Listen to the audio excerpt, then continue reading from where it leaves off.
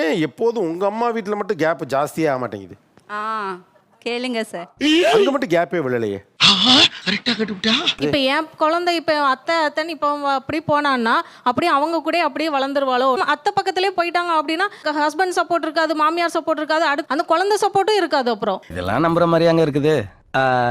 எனக்கு இருக்கிற ஒரே உறவு என் அம்மா அப்பாவுக்கு அப்புறம் என் தங்கச்சியோ என் தம்பியோ அல்லது என் அக்காலோ தான். இது தெரியாம ஓவரா உரண்டு எடுத்துட்டோமே. நீங்க இப்ப என் பிள்ளைய என் அக்கா கிட்ட விட மாட்டீங்க, ஏன்னா அது உங்களை கொண்டுகிட்டு போயிடும். இப்ப நீங்க கொண்டே உங்க அக்கா தங்கச்சியோட விட்டுருவீங்க, அப்ப என்ன ஒத்தையா விட்டுருவீங்களா? மாமா கோவம் வந்துருச்சு. தாய் மாமனுக்கு அட்லீஸ்ட் அந்த உரிமையாவது இருக்கு. ஆனா பாவம் அத்தைங்க எல்லாம் கையேந்துறாங்க. ஒரு தாய் மாமனுக்கு மட்டும் அவ்வளவு ரைட்ஸ் இருக்கும்னா அத்தைக்கு எப்படி இல்லாம இருக்கும்? என்ன நம்ம பேசுறா ஏதாவது பேசுறா. ஃபுல் வீடியோக்கு ஹேண்டிலுக்கு கீழே லிங்க் இருக்கு, அதை கிளிக் பண்ணி பாருங்க. அப்படியே சேனலை மறக்காம சப்ஸ்கிரைப் பண்ணிருங்க. நான் நினைச்சா பண்ணலாம், ஆனா பண்ண மாட்டேன்.